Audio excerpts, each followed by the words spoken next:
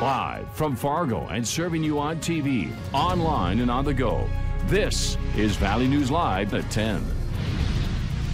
People like to feel safe in their neighborhoods, but that sense of security has been shattered for a Fargo woman. She took to the neighborhood site next door, revealing that men stalked her and her daughter from a vehicle near their home. Valley News Team's Veronica Marshall learns from experts about the importance of trusting your instincts in a potentially dangerous situation. Fargo's Deer Creek neighborhood seems quiet and peaceful with tidy homes in rows, but one woman who lives here says this is where she had the scariest moment of her life. The woman, who asked to remain anonymous, says she was walking with her young daughter when she noticed they were being followed by what appeared to be two men in an older model white Chevy Tahoe. At one point, she says it looked like one of the men tried to get out of the vehicle. That's when they ran for help. We all have a very intuitive sense of our own environments, and so if there's something in our environment that makes us uncomfortable or creeps us out, I think it's important to listen to that. This time, the woman trusted her instincts, but experts say that doesn't always happen. We're reluctant to ask for help when we have those feelings, and I think those feelings are there for our own instinctual survival. The biggest battle sometimes is combating that I don't want to bother them. That's our job. You're not bothering us. Experts say not only did she protect her family in the moment, but by sharing her story online, she's saving others even now. Someone who is preying is a predator, and so if they go to one person and they're not able to prey on that, they go to the next person. You don't want to think worst case scenario ever, but sometimes you have to. So you have to keep your personal safety and the safety of children and other people around you at the forefront. Make sure you put out a message giving a heads up to other people so that way they can be on the lookout. In Fargo, Veronica Marshall, Valley News Live. The woman contacted police about half an hour after the incident, but the vehicle was gone when officers arrived. Fargo police say in situations like this, it's important to call 911 immediately. That way, officers have a much better chance of coming into contact with the suspect. Free meals are on the way for some elementary school kids in Fargo. Fargo Public Schools announcing that Madison Elementary School will participate in a program that allows the school to offer free breakfast and lunch to all of its students during the 2018-19 school year. Community Eligibility Provision, or CEP, is a 4-year reimbursement program that gives schools with a high prevalence of low-income families the ability to serve free meals. The program doesn't require schools to collect applications, meaning every student at Madison Elementary is allowed to participate. And at this time, no other schools within the district will be participating. Not a lot of rain chances this week, but some people are hoping they might luck out overnight or tomorrow morning and get some rain. Let's find out from Hutch what we're expecting. Hutch. We have a few showers wrapping up in southeast North Dakota and northeast South Dakota. Other than that, the radar fairly quiet across the valley as we enjoyed some comfortable temperatures today, and that continues into your evening. 55 Baudette to 65 in Jamestown. Hour-by-hour forecast shows the shower chances really decrease as we go through the overnight hours. Many of us waking up between 55 and 60 degrees to begin our Toasty Tuesday. A stretch of very hot weather is expected to continue, and as you mentioned, it looks very dry as well. Have all the details on a very hot week of weather coming up here in a moment. Okay, thanks, Hutch. A home daycare in the Thief River Falls, Minnesota town has been temporarily shut down after reports of a child suffering serious injuries there. 29-year-old Alicia Schneider's license for caring for up to 10 children was suspended on July 4th by the Department of Human Services in Minnesota.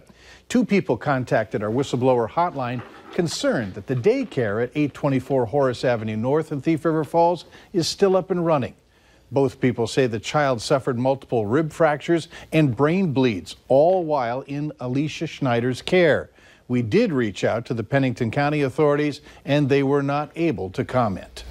A local business owner says that negative reviews of her fitness gym were completely false, and she's worried about how these claims may affect her reputation. She tells Valley News Team's Katie Opperly that people are using these review websites in a way that they were not intended.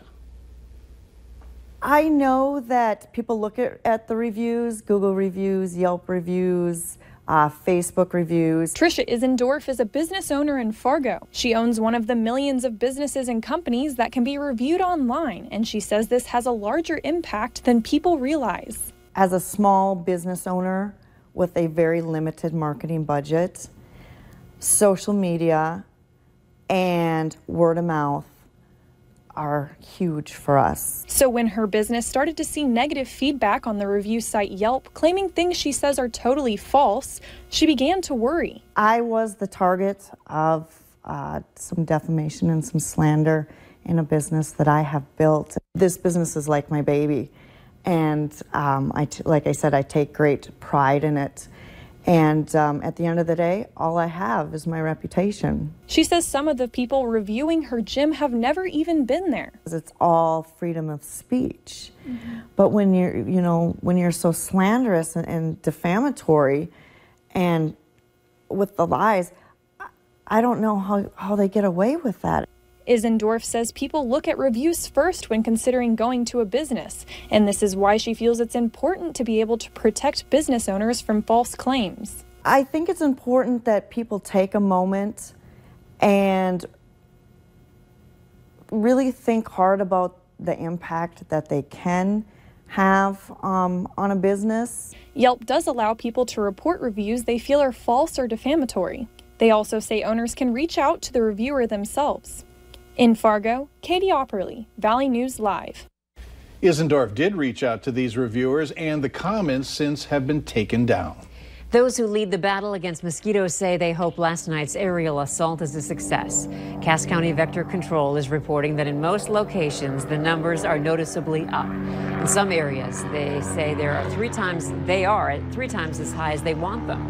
Vector Control's Ben Prather tells us they knew the higher counts were coming, and if they need to, they're prepared to go at it again.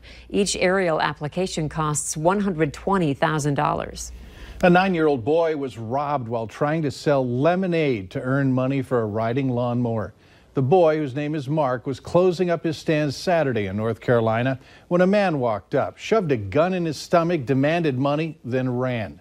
Police believe it was a teenager. They haven't found him yet, but they did find a camouflage hat, a BB gun, and a stolen metal tin in the woods nearby. In an unexpected twist, the Lowe's home improvement store there heard about Mark's story and donated a new lawnmower for his lawn business. A young team from Fargo is making waves. The group of 12-year-olds is trying to make it to the Little League World Series.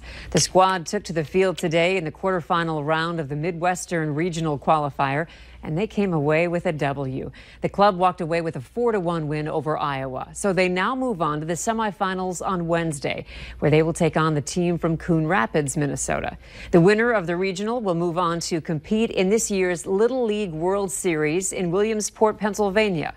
Also, the West Fargo Rattlers Youth Baseball Club is on the way to Texas to compete in the 2018 Babe Ruth World Series 14-year-old tournament. Best of luck to both teams. Absolutely. Heart attacks in women are often mistaken for something else, and experts say gender might have something to do with it.